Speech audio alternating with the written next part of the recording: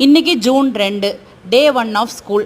காலையில் வந்து பார்த்திங்கன்னா 10, 10:30, 11 மணிக்கு எந்திரிக்கிறவங்க காலையிலேயே எந்திரிச்சு 7 மணிக்கே எந்திரிச்சு பல்லு தேய்க்கிறாங்க. என்னடா இவ காலையிலே வீடியோ எடுக்கிறா அப்படின்னு பார்க்குறாங்க. அப்புறம் நான் வந்து நைட்டே இப்போ என்ன பண்ணணும் எது பண்ணணுன்றதில் ஒரு ப்ரிப்ரேஷனில் இருந்துட்டேன். ஏன்னா இவ்வளோ நாள் பார்த்திங்கன்னா சம்டைம்ஸ் பிரேக்ஃபாஸ்ட்டே பண்ண மாட்டேன்.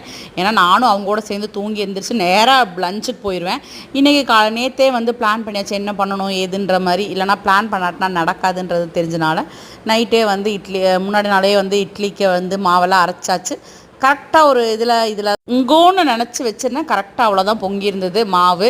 ஸோ சூப்பராக இட்லி சுட்டு தேங்காய் சட்னி வச்சு கொடுத்தாச்சு. ஸோ இவங்களுக்கும் காலையிலே ஹெவியாக காரமாலாம் வேணாமேன்னு சொல்லிட்டு இதெல்லாம் பண்ணி கொடுத்தாச்சு. எல்லாருமே சாப்பிட்டு கிளம்பியாச்சு, ஸ்கூலுக்கு போகிறோம். ஸோ ஃபஸ்ட்டு டேன்றனால நானும் அவரும் கொண்டு போய் விடலான்னு சொல்லிட்டு 2 பேருமே போனோம். ஒரு ஆள் எங்க கூடயும் ஒரு ஆள் அவர் கூடயும் வந்துட்டாங்க. ஸோ அங்கே ஸ்கூலுக்கு போனால் பார்த்திங்கன்னா இன்றைக்கி வந்து சின்னதாக ஒரு ஃபங்க்ஷன் மாதிரிலாம் வச்சுருந்தாங்க.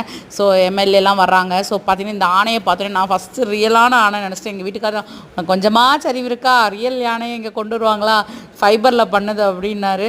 ஆனால் நான் டக்குன்னு அப்படி நினச்சிட்டேன்.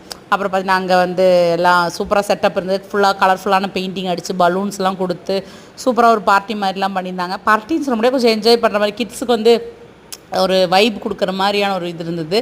ஸோ இதில் பார்த்திங்கன்னா என் 2 பசங்க, என் ஹஸ்பண்டோட ஃப்ரெண்டு பையன், இன்னொரு ஃப்ரெண்டோட பையன். ஸோ நாங்கள் 4 பேர் வீடு தான் பக்கம் பக்கம் இருக்குது. ஸோ நாங்கள் எல்லோரும் போனோம். நல்லா இருந்தது.